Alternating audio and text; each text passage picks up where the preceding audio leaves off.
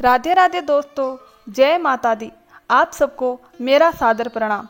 आज हम शारदीय नवरात्रा के दूसरे दिन की महिमा जानेंगे और माता के ब्रह्मचारिणी स्वरूप की पावन कथा सुनेंगे। माँ का यह रूप साधकों को तप, संयम और आत्मबल की प्रेरणा देता है। उनके नाम का स्मरण होते ही मन में शांति, गंभीरता और तपस्या का तेज स्वतः ही जागृत हो जाता है। तो आइए हम सब श्रद्धा से माता ब्रह्मचारिणी का ध्यान करें और कथा आरंभ करें। माँ ब्रह्मचारिणी का स्वरूप अत्यंत सरल, शांत और तेजस्वी है। उनके दाहिने हाथ में जपमाला तथा बाएं हाथ में कमंडल शोभायमान है। उनके मुख पर साधना की गंभीरता और करुणा की आभा झलकती है। इस रूप के दर्शन से साधक को आत्मसंयम, ब्रह्मचर्य और साधना का महत्व समझ आता है। उनके चरणों का स्मरण करने से मनुष्य के भीतर तप, त्याग और वैराग्य की भावना जागृत होती है। तो चलिए अब हम आपको कथा सुनाना आरंभ करते हैं। पर कथा सुनने से पहले अगर आप हमारे चैनल पर पहली बार आए हैं तो चैनल को सब्सक्राइब जरूर कर ले। पर्वतराज हिमालय की पुत्री सती ने भगवान शिव को पति रूप में पाने हेतु कठोर तपस्या की थी।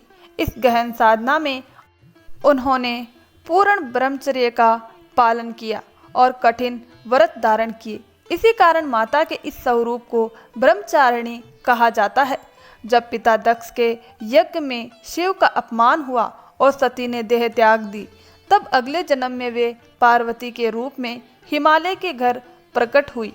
किंतु पुनः शिव को पति रूप में प्राप्त करने के लिए माता पार्वती को असाधारण तपस्या करनी पड़ी। यही वह समय था जब वे ब्रह्मचारिणी के नाम से विख्यात हुई। भक्तगण कल्पना कीजिए, माता पार्वती ने अपने मन, वचन और कर्म से केवल शिव जी को ही अपना सर्वस्व स्वीकार किया। उन्होंने प्रण किया कि जब तक शिव स्वयं उन्हें वधू रूप में स्वीकार न करेंगे तब तक वे अन्न जल का त्याग करके कठोर तप में लीन रहेगी। वर्षों तक उन्होंने केवल फल मूल से जीवन बिताया, फिर बेलपत्र से ही आहार किया और अंत में वायु पर ही आश्रित रहकर कठोर तप करती रही।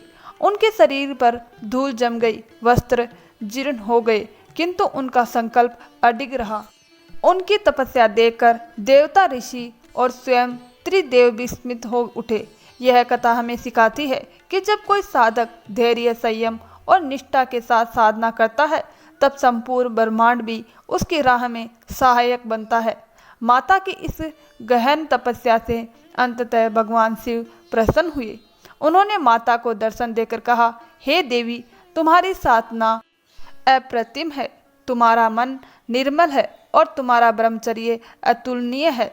तुम्हारा उद्देश्य अवश्य पूर्ण होगा। इसके उपरांत भगवान शिव ने पार्वती को अपनी अर्धांगिनी के रूप में स्वीकार कर लिया। इसीलिए ब्रह्मचारिणी देवी को तप, संयम और संकल्प की प्रतीक माना जाता है।